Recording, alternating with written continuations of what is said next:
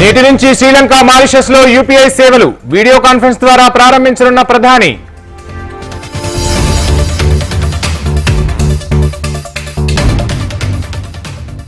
కాసేపట్లో బీహార్ అసెంబ్లీలో బలపరీక్ష ఎదుర్కొనున్న జేడీయూ నేత నితీష్ కుమార్.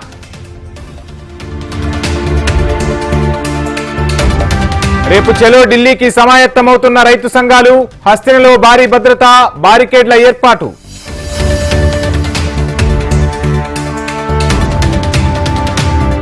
రైతుల ఆందోళనతో పంజాబ్, హర్యానాలో అలర్ట్. ప్రధాన రోడ్లపై భారీగా మోహరించిన భద్రతా బలగాలు.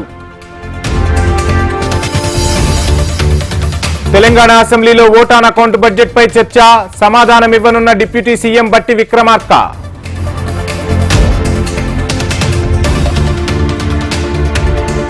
ఈ నెల 20 నుంచి మార్చి 1వ తేదీ వరకు బీజేపీ యాత్ర.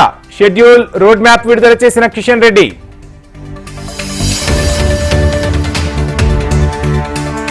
తెలంగాణ వ్యాప్తంగా జాతరల హోరు. నాగోబా, మేడారం, కొమరవెల్లికి పోటెత్తిన భక్తులు.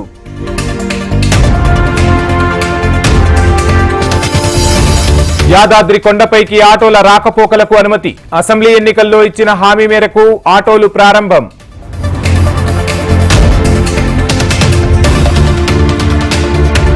నేడు ఆదిలాబాద్ నాగోబా జాతరలో ప్రజా దర్బార్. ఆదిలాబాద్ జిల్లాలో నేడు విద్యా సంస్థలకు సెలవు.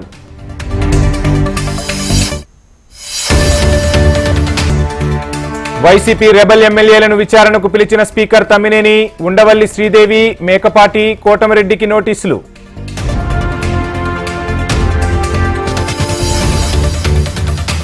రానున్న సార్వత్రిక ఎన్నికలపై వైసీపీ బాస్ ఫోకస్.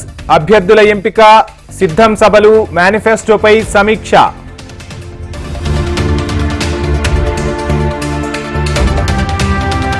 నేడు హస్తినకు వెళ్లనున్న జనసేనాని పవన్ కళ్యాణ్. పొత్తులపై బీజేపీ అగ్రనేతలతో చర్చలు జరిపే అవకాశం.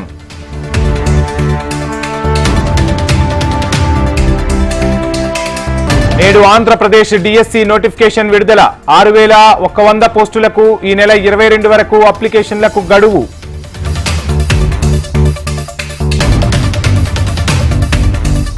తిరుమలలో పెరిగిన భక్తుల రద్దీ. శ్రీవారి సర్వదర్శనానికి 15 గంటల సమయం.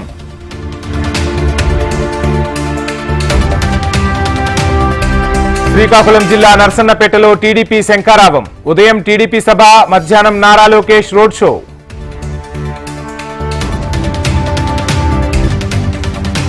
రాజ్యసభ అభ్యర్థులను ఖరారు చేసిన టీఎంసీ. సాగరికా ఘోష్ కు రాజ్యసభ టికెట్ ప్రకటించిన మమతా బెనర్జీ.